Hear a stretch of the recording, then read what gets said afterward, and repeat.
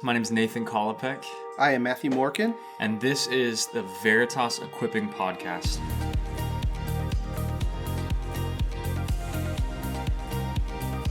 Our goal is, especially during this time, to equip you to live out your faith and love Jesus well. Hey Veritas, getting ready to listen to this podcast, we just want you to know the quality might be a little bit off, had a slight technical issue, but the content is good. We're excited to talk about foster care and adoption, especially in this Christmas season. So we've got a great conversation with Ian Crosby here. We'd love for you to listen in, even if the quality is a little bit different than usual. So today we've got Ian Crosby with us. And Ian, I wanted to kind of introduce a topic to our church family that I know has been important in your life and in your family. A couple other staffers too have been involved in foster care and adoption. So, man, today, again, I'd just love to hear from you how you guys got involved in foster care, what that's been like for you guys, maybe even what the Bible says about things like foster care and adoption. I can't think of a verse that says, thou shalt be a foster parent, but would love to hear even the heartbeat behind that. So for our church family in this Equipping Podcast, can you just introduce yourself real quick? What do you do around here? Who are you? Yeah, my name is Ian Crosby. I am the Family Ministry Director here at Veritas, and so, I do that. I get to oversee children's ministry and student ministry and our team and a bunch of leaders and volunteers. It's fun. What's your wife's name? How long have you been married? Wife's name is Morgan. We've been married just over 5 years. 5 years in August. So sweet. Yeah, I'm glad you remember her name. That's I was like, yeah. Morgan. And you guys are foster parents. Yeah, so we have been foster parents for about a year and a half now. We got our license at the end of June of 2019. So we're about a year and a half into it, and it's been something, man. Yeah. It's been something. How many kiddos have you gotten to have in your home, in your life? Yeah, so we have had 4 different children in our home. Our first placement was one child. He got him at 3.5 months, and love that little dude. We got to transition him to live back with grandparents after having him for about 4 months. And then we got 2 more kids at the beginning of February of this year, and transitioned them back to mom in mid-April. And then they actually came back with their baby sister in mid-July. So 4 different kids, but we've been around 2 of the 3 that we've had for multiple times. The question that comes to mind, maybe someone listening in, is how do you even get involved in foster care? Like, how does it happen? So I want to hear a little bit of the motivation, maybe, biblical basis, or even that conversation in your guys' marriage. Like, how did you get involved in that? And then briefly the process, just so it's not mystical to people, you know? So what was the motivation for you guys to get into foster care? Yeah, so Morgan and I, we started this conversation probably year and a half, 2 years into marriage. Morgan had always wanted to adopt. Like, that was something that she was pretty passionate about, and I was like, that sounds pretty cool. And so we started kind of talking about some of the things that we'd want to do within adoption. And then probably after having that conversation for a little bit, it came down to, it's like, well, what's keeping us from loving kids that are in our community right now? Foster care, I don't think, was initially on either of our minds and agendas when we got married. But then in Texas, we started having the conversation of what would happen if we just started fostering kids. Which you lived in Texas before? Yes, lived in Texas for 8 years before coming up here.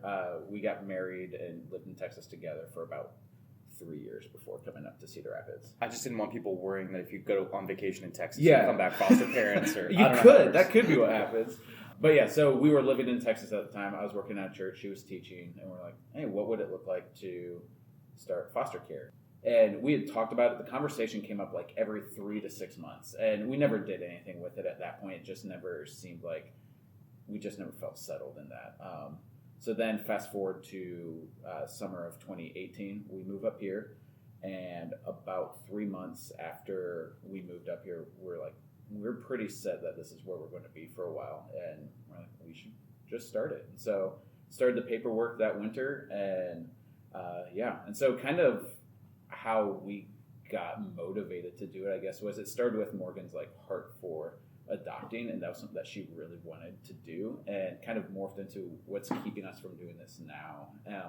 And to be honest, I didn't really want to do foster care. I've heard stories of it. It's like, that doesn't sound fun. Like, that doesn't sound like something I necessarily want to do. But it was just one of those things where we just kept having conversations about it. In James, it says in James 1:27 that religion that is pure and undefiled before God the Father is this, to visit orphans and widows in their affliction and to keep oneself unstained from the world. And it's like, caring for orphans is a huge part of God's heart.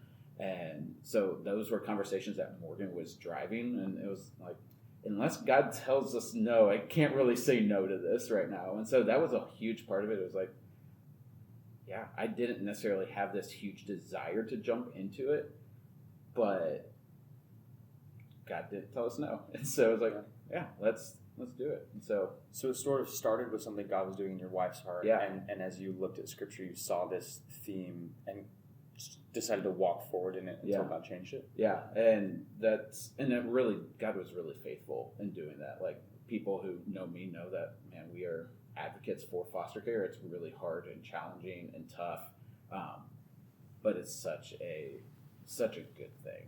What does the foster care system look like, or the need look like in Cedar Rapids? As you guys started going through, I think you go through classes, right? And all that. So what is the need kind of in our city?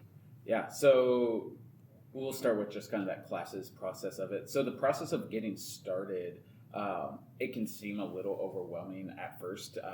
Part of that, I think it's a good thing though. Like, it forces people to actually go through the process before they're entrusted with kids. Yeah.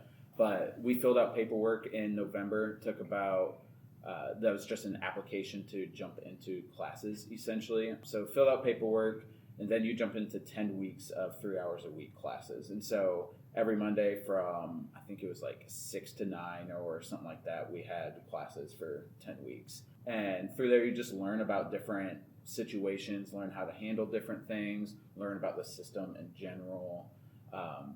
And then after your class is done, you have home studies that go in there where they come make sure that your house is a suitable place for children and how many children. Then they send off your applications for licensure, and then it can take anywhere from a week to a month to get your license in. And so we started filling out paperwork in November of 2018 and got our license in the very end of June of 2019. So overall, it was about a 6.5-7 month process for us to even get started.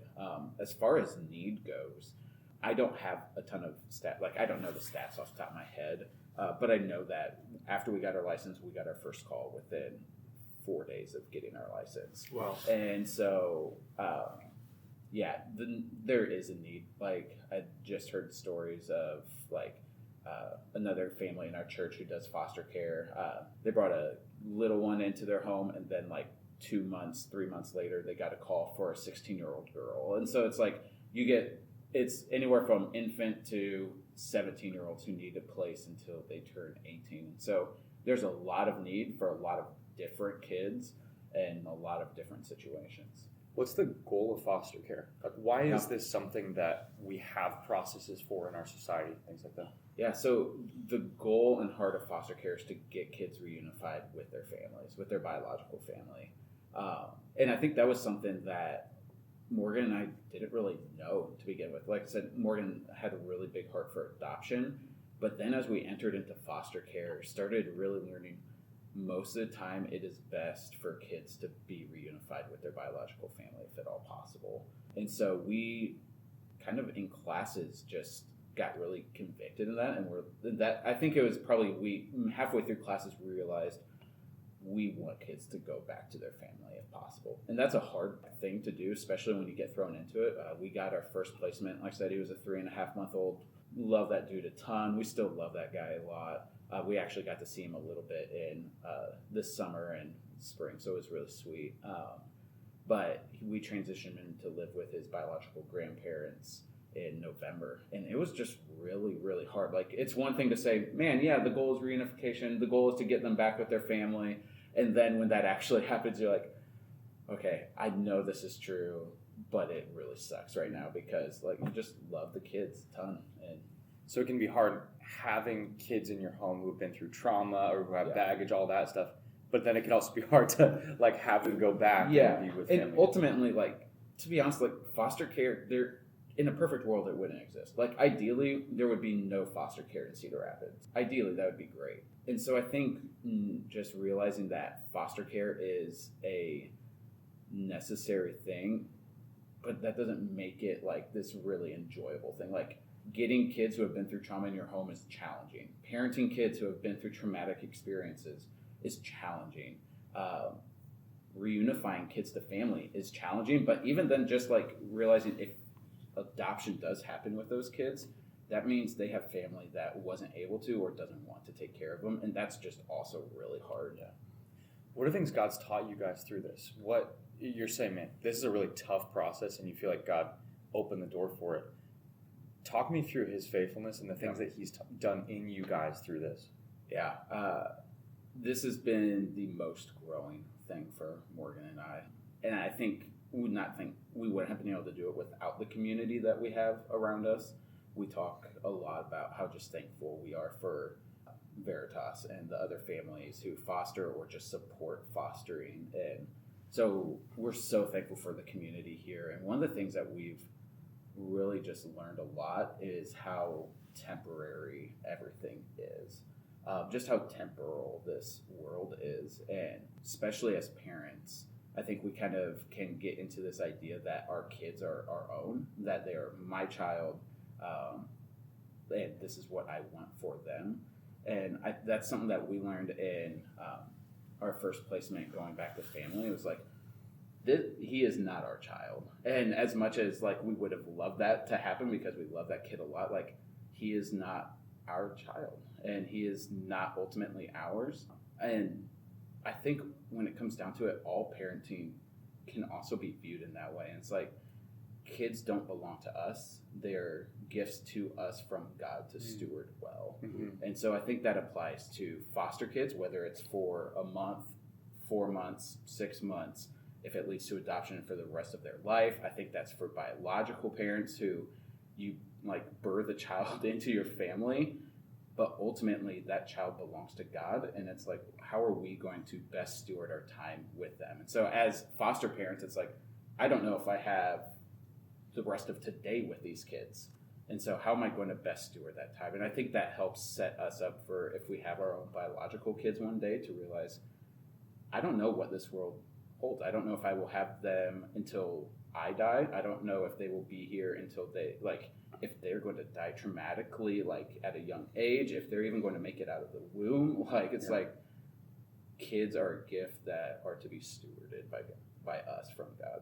And we're recording this a couple weeks before Christmas, and so there's a lot of that, even as I think about God sending us His Son, you know, and we got to be witnesses of Jesus, sort of, but He was a gift to us, and ultimately, I love what you're saying. All kids are a gift from God as stewardship, and so even foster care highlighting that in your heart and life, man, we don't enter into something like foster care because we're great people or whatever. But if you know Morgan, you know that's not true, right? But it's even this expression of the way that God laid out history with Christmas, right? Sending this incredible gift of His Son, and there's just a beautiful. I'm not putting good words to it right now, but like there's a beautiful theme in there that's really rich. So, as you guys have done this, like even in your role as family ministry director, has it had an impact on how you see the kids wing or as you see like the student ministry? Or yeah, that's a good question. Honestly, I haven't really thought about it from that perspective that much. I think it has allowed me to like understand a little bit more what it's like to just be a parent. Like up until summer of last year, I've been trying to help lead ministries that are like based on the family without having like kids of my own to even be able to relate that with. And so I think it's allowed me the opportunity to like help relate to parents more, just in the sense of I am a parent now. And so I think it has done that. But no, I haven't really thought about that question in time. As we get to the end of our time together, this is a equipping podcast. We want to equip the people of Veritas to engage in the ministry God's got in front of us. I'd love to hear what things family in Veritas, like your church family here, what things they've done to support you guys well, and maybe any ideas for the person listening in going, okay, I'm not going to foster, but what do I do for my friends who are fostering right now? Yeah. That was one of the biggest encouragements to us, I think, is when we started just our foster care journey, was just how supportive and loving our community here was, as for, like, our staff, our connection group, our neighbors and friends. Like, everyone just came alongside of us, and sometimes it was, hey, we're going to make you meals that you can just stick in your freezer, so that when you're tired and don't feel like making anything, you have a meal. We were blessed to just be showered by, like, our staff and other people in our connection group with, like, just, it was supposed to happen before we got our first placement, but it ended up, like, shortly after we got our first placement, and they just, like, gave us books and wrote, like, notes in them and gave us gift cards to help us even just get started, especially as people who had never parented before, like, no idea what we're doing, have no supplies to do what we should be doing. And so even just that physical being blessed with Target gift cards to go get baby stuff. Yeah. And our connection group leaders at the time and other people in our connection group were just great at giving advice, being there for Morgan and I. Like, if we had a question, especially with infant, it's like, what do you do with a baby? Yeah. Like, what do you do when the baby is stuffed up and can't breathe? Oh, you get this really cool nose sucker thing. And so it's like, just like having people to walk through it with us. And I can't even think of, like, aside from, like, meals and gift cards to help, like, with those physical needs, even just being available to ask questions and, like, how are you doing? How can I help? Or just being there to listen when stuff gets hard. Because, like I said, the goal is to reunify, and if you do foster care long enough, there's a good chance that will happen, and that's a really hard thing to walk through as foster parents. And so even just having community come alongside of us and grieve with us as we grieved this great thing of reunification, it's still a grieving process to us too. Yeah. And so, man, like, our community was just here for us as far as, like, physical needs go, like spiritual needs of praying for us and praying with us, just emotional needs of, like, hey, I'm here and I'm here to help you. And and we've got neighbors who go here who, they would pop over often to just care for Morgan especially. And it's just been sweet. Veritas, we hope, and I'm hoping two things are happening as you're engaging with this today. One, I'm hoping for some of us listening that God would actually begin moving in your heart where you would desire to, even if you know it's hard, where you desire to step into foster care adoption. There are broken families in our community that need a little bit more of the light of the gospel shining in. And sometimes that looks like just simply caring for a child for a few months and showing them what the gospel looks like lived out in a family. Yeah, and I think kind of along those lines too is we entered into foster care really expecting to make an impact in kids' lives. And in reality, like, that has happened, I hope. But it's given us a really unique opportunity to engage with people in our community that we never would have engaged with. Like, we've developed sweet relationships with bio family that wouldn't have happened any other way. We've been able to have good, like, conversations about church and the Bible with DHS workers. And so it's like, it's not just caring for, like, kids, but it's also, like, entering into a completely different circle of connections that you wouldn't have the opportunity to step into before. And so I think that was a really surprising thing for us, but ended up having a really cool impact on how we live. That's sweet. And guys, again, as we kind of finish up our time, I think the other application, besides just getting involved in foster care and adoption, is learning how to love and support the families in our church body that are doing foster care and adoption. We're not saying today everyone needs to go out and be foster parents. I don't think that's a command, but I do think that's a burden many of us can take up, like a good burden from God. But there are people in our church body who need your prayer, need your friendship, need your emotional support, need you to bring meals or coffee over, need you to just listen in when they've had a really hard day because they're hurting alongside the child that they are loving on. who has gone through trauma or who's going back to parents or whatever. So we hope even in this equipping podcast today that you're equipped to think a little bit differently about foster care and adoption, and think a little bit differently about how you could be involved in the lives of our family together as a church as we try to love those who are in need in our community with a love from the gospel. Ian, thanks for joining us, man. We love you guys. Appreciate you. Thanks for setting the pace in this, brother. Yeah, thanks for having me.